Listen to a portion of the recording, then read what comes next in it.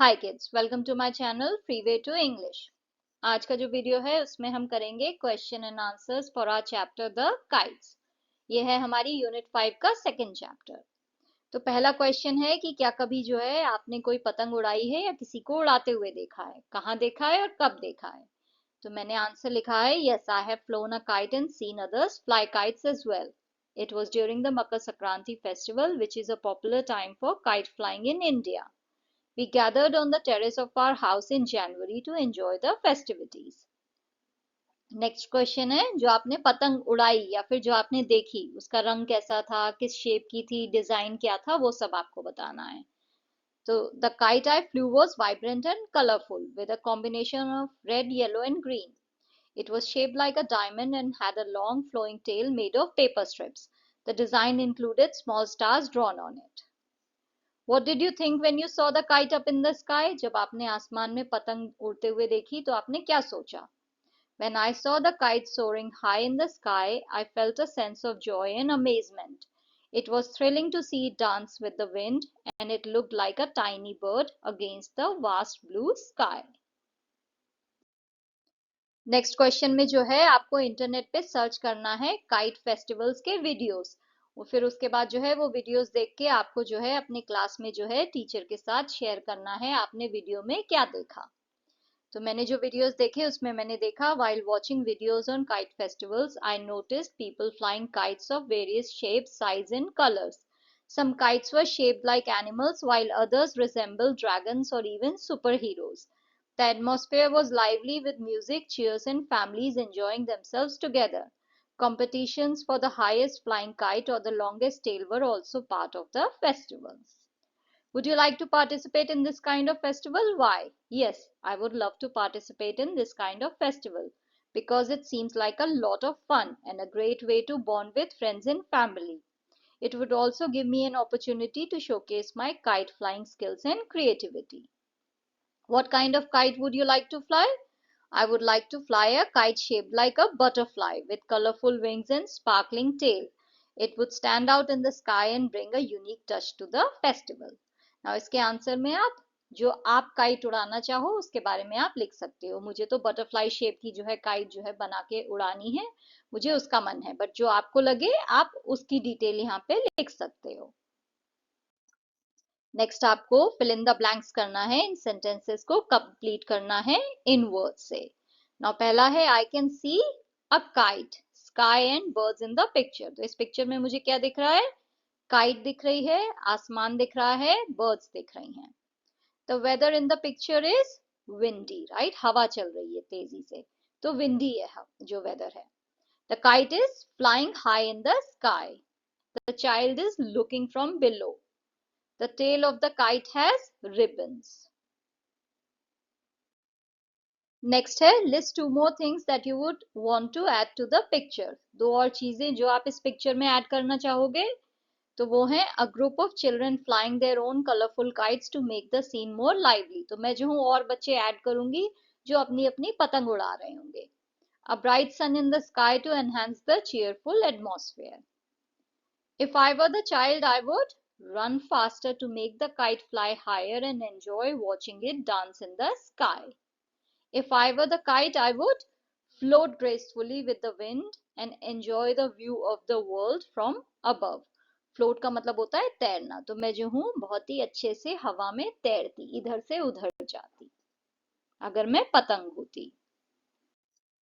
Next आपको poem पढ़ के जो है ये सेंटेंसेस बताने हैं, ट्रू है या false. The child is looking at the kites, true. The kites look like birds of different colours, ये भी ट्रू है। It was a rainy day, ये फॉल्स है, राइट, रेनी डे नहीं था। The child wants to be like a kite, false है, वो kite के ऊपर उड़ना चाहता है बैठ के, काइट की तरह नहीं होना चाहता है, बच्चा पतंग नहीं बनना चाहता है, वो पतंग के ऊपर बैठ के उड़ना चाहता है। The child wishes to climb on a kite. True. The kite is made of cloth and plastic. ये false है, वो तो कागज की बनी हुई है। The child wants to ride the kite. True. The child knows they would have fun. True. The child wants to look at the kite from a rooftop. ये false है, वो तो rooftop को देखना चाहता है पतंग के ऊपर उड़ते हुए। The child would like to look at people down below. True. The child knows that the people would stare, ये भी ट्रू है। नेक्स्ट आपको ये सेंटेंसेस कंप्लीट करने हैं। तो पहला है the kites have been compared to, तो काइट्स को कंपेयर किया गया है बर्ड्स से, राइट, पोएम में। Because they fly freely in the sky like birds, क्योंकि कवि को लगता है कि पतंग जो है चिड़ियों की तरह आसमान में जो है आजाद होके उड़ती है। The child wishes to be as light as air, वो इतना हल्का होना चाहता है जैसे कि हवा होती है। वो चाहता है कि उसका कोई वजन ही ना रहे, वो बिल्कुल हल्का हो जाए और पतंग पे बैठ के उड़े। The child wishes this to be able to climb on a kite and flight, वो ऐसा इसलिए चाहता है क्योंकि अगर वो हल्का हो जाएगा बिल्कुल हवा की तरह, तो वो पतंग के ऊपर क्लाइंब करके, उसके ऊपर चढ़ के जो है आसमान में उड़ेगा। नाउ आपकी जो पोएम है उसमें ये जो लाइन्स हैं, see the kites fly like coloured birds in the sky and I wish I was small and as light as air, ये जो दोनों लाइन्स हैं इसमें जो पोएट है उसने सिमिली का यूज किया है। सिमिली क्या होता है? सिमिली है एक फिगर ऑफ स्पीच जो आप पोएम में यूज करते हो उस पोएम की खूबसूरती बढ़ाने के लिए। और ये क्या होता है, इसमें जो है आप क्या कर रहे हो, दो चीजों को कंपेयर कर रहे हो, लाइक या एज, ये जो वर्ड्स हैं इनका यूज करके। तो यहाँ पे आपने काइट को कंपेयर किया है कलरफुल चिड़ियों से और आपने यहाँ पे लाइक का यूज किया है, राइट। तो ऐसा कंपैरिजन जहां पे आप लाइक या एज इन वर्ड्स का यूज करते हो दो चीजों को कंपेयर करने के लिए, उनकी तुलना करने के लिए, कि बताने के लिए कि ये दोनों चीजों में कितनी सिमिलैरिटी है, तो वो जो फिगर ऑफ स्पीच होता है वो कहलाता है सिमिली। तो ये जो दो लाइंस हैं इसमें हमने सिमिली का यूज किया है। तो यहाँ पे पहली जो लाइन है उसमें पोएट कह रहा है कि जो पतंग है वो ऐसे उड़ रही है जैसे आसमान में रंग बिरंगी चिड़िए हों। तो यहाँ पे काइट्स का कंपैरिजन हुआ है कलरफुल बर्ड्स के साथ। नेक्स्ट जो लाइन है उसमें कवि कह रहा है कि मैं जो हूँ इतना हल्का होता जैसे कि हवा। तो यहाँ पे जो है वो अपने आप को हवा की तरह हल्का करना चाह रहा है, तो हवा और अपने वेट की जो है वो तुलना कर रहा है।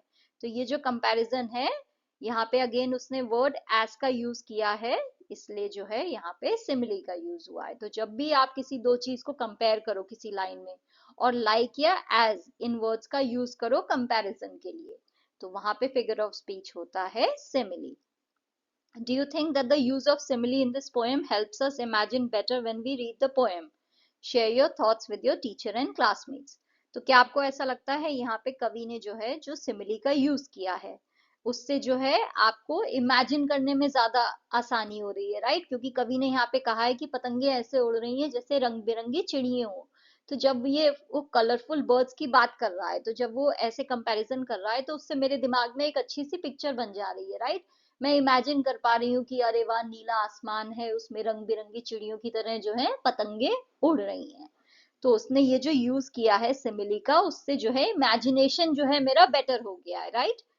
तो आंसर है yes, the use of similes in the poem helps reader imagine the scene vividly. For example, comparing kites to birds creates an image of them soaring gracefully, and comparing the child to air conveys a sense of freedom and lightness. जब हम यहाँ पे बच्चे को जो है हवा की तरह जो है हल्का जो है हम कह रहे हैं कि काश वो इतना हल्का होता जैसे कि हवा है, तो उससे हम क्या दिखाना चाह रहे हैं कि अगर वो इतना हल्का होता जैसे हवा है तो वो हवा की तरह फ्री होता, आजाद होता, उस पे कोई वजन नहीं होता, वो जहां मर्जी चाहता वहां पे चला जाता। तो यहाँ पे हम कहीं ना कहीं फ्रीडम को जो है दिखा रहे हैं उसका कंपैरिजन एयर से करके। नाउ हमारा जो नेक्स्ट क्वेश्चन है उसमें अगेन एक फिगर ऑफ स्पीच की बात हुई है, एलिट्रेशन। नाउ एलिट्रेशन जो है सिमली की तरह एक फिगर ऑफ स्पीच है और इसका मतलब होता है कि जब भी किसी लाइन में जो है आपको कॉन्सोनेंट साउंड जो है वो रिपीट होता हुआ दिखाई दे, तो उस लाइन में हम कहते हैं एलिट्रेशन का यूज हुआ है। जैसे कि बिग ब्राइट ब्लू बैग, यहाँ पे बी का साउंड जो है रिपीट हो रहा है। तो जब भी कॉन्सोनेंट साउंड जो है किसी भी लाइन में आपको रिपीट होता हुआ दिखाई दे, राइट। वावल्स हमें पता है ए ई आई ओ यू, राइट, ये वावल्स हैं। इनके अलावा जितने भी लेटर्स हैं कॉन्सोनेंट्स हैं। तो अगर वो कॉन्सोनेंट जो है आपको रिपीट होते हुए दिख रहे हैं, उनका साउंड जो है रिपीट हो रहा है, तो उस लाइन में एलिट्रेशन होगा। तो यहाँ पे आपको बताना है कि स्टैंजा 1 में कौन से साउंड्स रिपीट हुए हैं और स्टैंजा 3 में कौन से। तो स्टैंजा 1 में विंड विप्ड, इसमें जो है डब्लू का साउंड रिपीट हो रहा है। स्टैंजा 3 में वाइल्ड विंड में W का साउंड रिपीट हो रहा है। तो आपको जो है 4 और एग्जाम्पल्स देने हैं एलिट्रेशन के खुद से। तो यहाँ पे मैंने दिया है सोरिंग स्विफ्टली साइलेंटली, यहाँ पे एस का जो साउंड है वो रिपीट हो रहा है, राइट, कॉन्सोनेंट साउंड एस का। ब्राइट ब्लू बलून्स बी का sound, lovely light laughter L का साउंड, डांसिंग डेयरिंगली डाउनवर्ड ड का जो साउंड है। तो जब भी कॉन्सोनेंट साउंड जो है किसी लाइन में रिपीट होते हुए दिखे तो उस लाइन में जो फिगर ऑफ स्पीच है वो क्या होता है, एलिट्रेशन। जब भी दो चीजों का कंपैरिजन हो रहा हो लाइक या एस का यूज करके तो उस लाइन में क्या होता है, simile.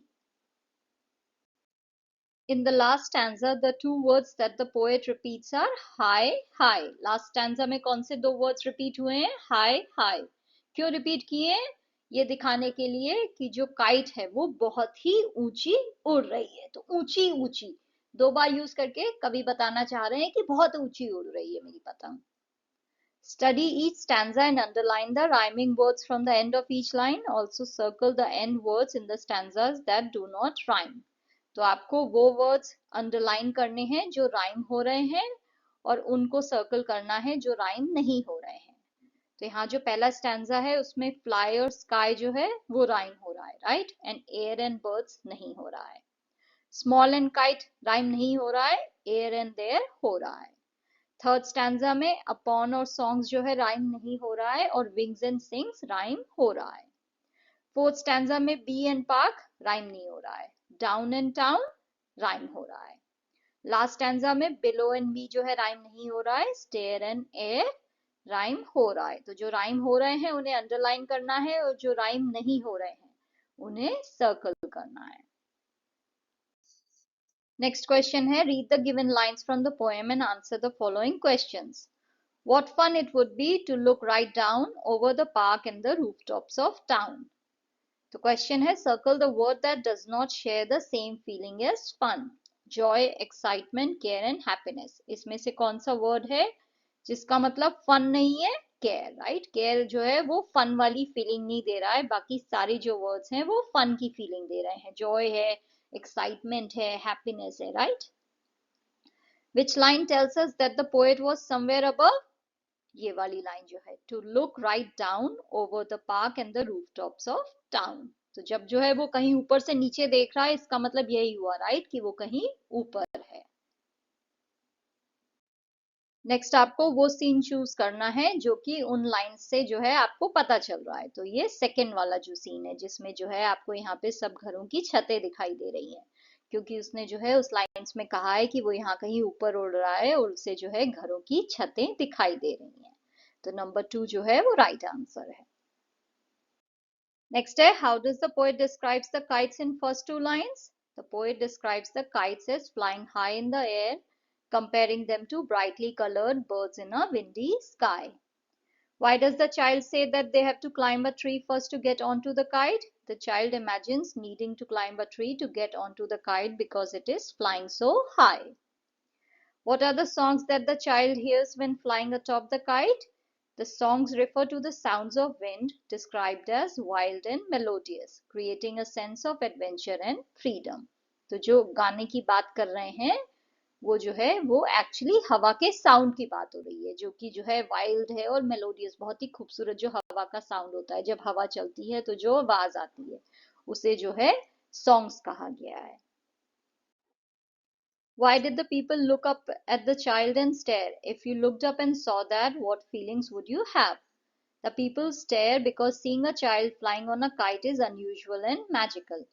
If I saw this, I would feel a mix of amazement, curiosity, and perhaps a little envy of their adventurous experience. If you were the kite carrying the child high up in the air, what would you tell them? As the kite, I would tell the child, hold on tight, let's glide through the clouds, feel the breeze, and explore the world from above together.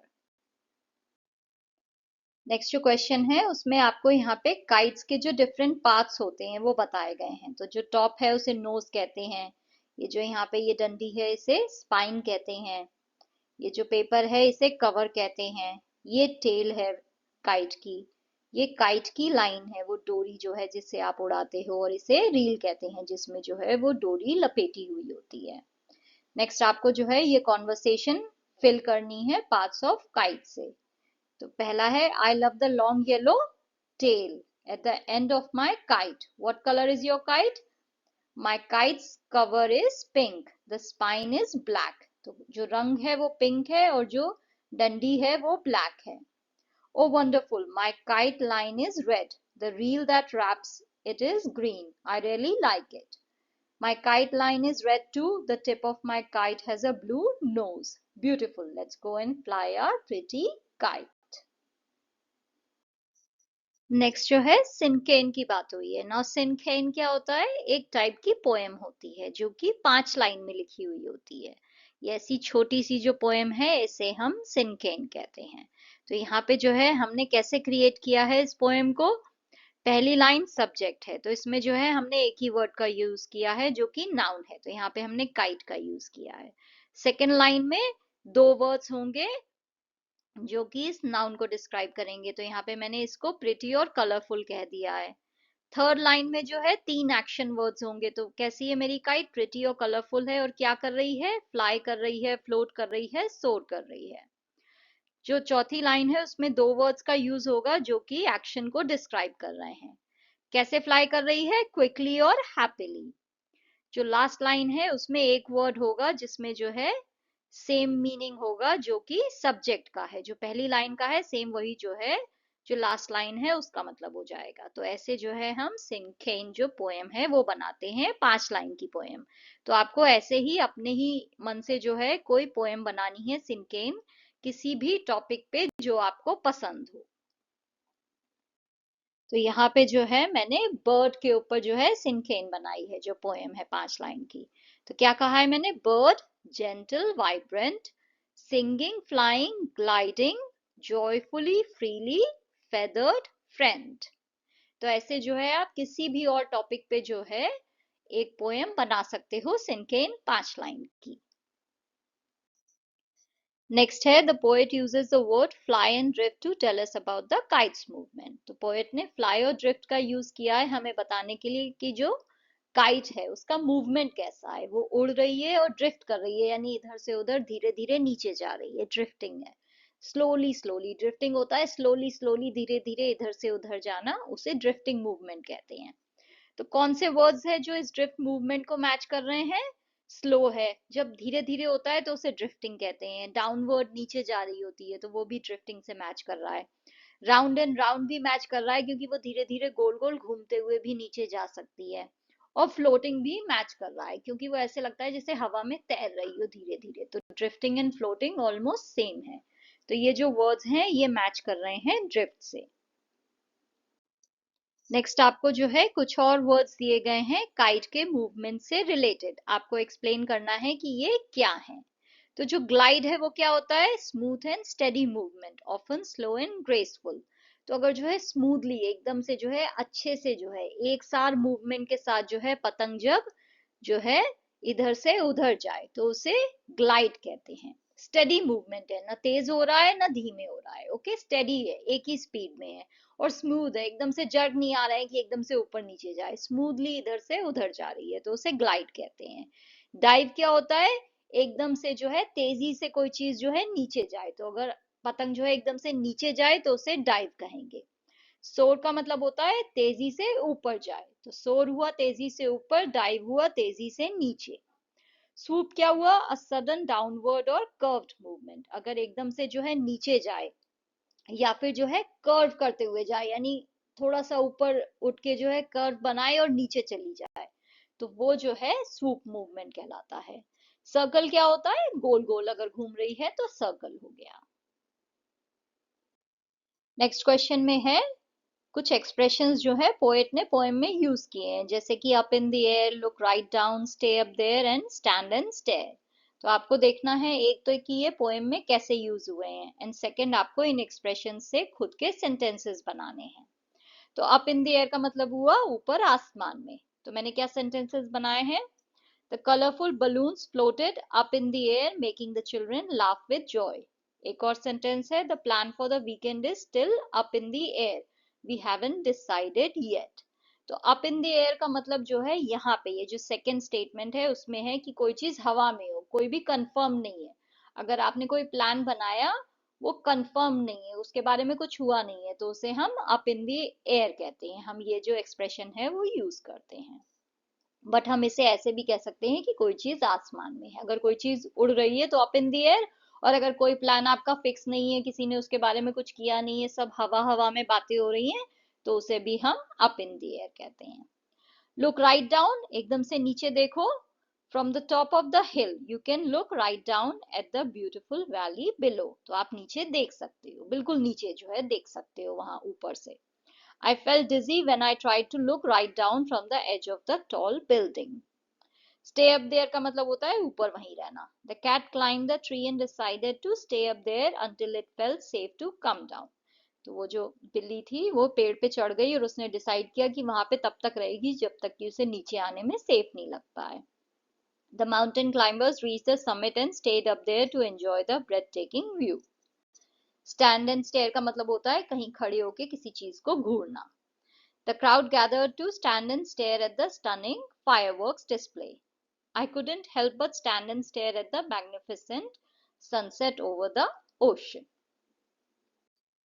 Next आपकी listening activity है। इसमें जो आपकी teacher हैं वो जो page 163 पे जो ट्रांसक्रिप्ट है वो आपको रीड करके बताएंगी। आपको उसको सुन के जो है इन चीजों का जवाब देना है। तो ये जो सेंटेंसेस है इसमें कौन सी चीज गलत लिखी हुई है वो आपको सुन के करेक्ट करनी है। तो जो पहला सेंटेंस है उसमें जून नहीं जनवरी होना चाहिए आपके ट्रांसक्रिप्ट के हिसाब से। सेकंड में जो है ईस्टर्न नहीं वेस्टर्न होना चाहिए। थर्ड जो सेंटेंस है उसमें महाराष्ट्र नहीं राजस्थान होना चाहिए। जो डी है सेंटेंस वो करेक्ट है। ई भी करेक्ट है और एफ भी करेक्ट है, इसमें कोई भी करेक्शन की जरूरत नहीं है। जो लास्ट है सेंटेंस उसमें जो अर्थ डे है उसकी जगह इंडिपेंडेंस डे होना चाहिए आपके ट्रांसक्रिप्ट के हिसाब से। नेक्स्ट जो है आपको आपके क्लास में जो है काइट फ्लाइंग का एक्सपीरियंस जो है शेयर करना है। और अगर आपने कभी काइट फ्लाइंग नहीं की है तो आपको बताना है कि आपने जब काइट्स को उड़ते हुए देखा तो वो एक्सपीरियंस कैसा था। तो यहाँ पे जो पहला है वो है काइट फ्लाइंग का। और अगर आपने काइट फ्लाई नहीं किया है तो आप ऐसे कह सकते हो जब आपने पतंगों को उड़ते हुए देखा तो आपको कैसा लगा। तो काइट फ्लाइंग का है I remember flying a kite during the festival of Makar Sankranti last year. It was on the roof top of my house in Pune. The sky was filled with colorful kites of different shapes and sizes. I flew my kite in the afternoon with my cousins, and it was so exciting to see it soar high above the buildings. My cousin taught me how to handle the thread and pull it at the right time to make the kite go higher. The sound of people cheering and shouting when a kite was cut made the experience even more lively. Although my kite got tangled and fell after some time, it was so much fun trying to fly it again. This was one of the best moments I have had with my family. Now अगर मैंने खाली पतंग उड़ते हुए देखा है तो मैं कह सकती हूँ last year during Makar Sankranti I watched people flying kites from my balcony.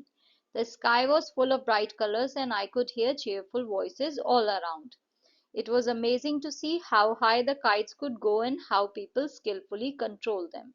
I hope I can try flying one myself someday. Next जो है आपको एक पैराग्राफ लिखना है 100 वर्ड्स में। टाइटल होगा आई एम अ काइट।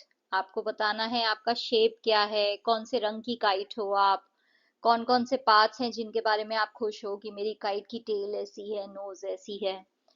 आप कहाँ पे हो, आप कहाँ से हो, क्या क्या करते हो, आपके दोस्त कौन कौन हैं, और क्या आपका कोई मैसेज है ह्यूमंस के लिए। I am a kite. I am a diamond shaped kite decorated with vibrant hues of red, blue, and yellow, with a long flowing tail that dances gracefully in the wind. My paper wings flutter as I soar high in the sky, feeling the freedom of the open air. I belong to a cheerful little boy who loves flying me every evening from his rooftop. My best friends are the other kites I meet in the sky, and we often race each other, gliding and diving playfully.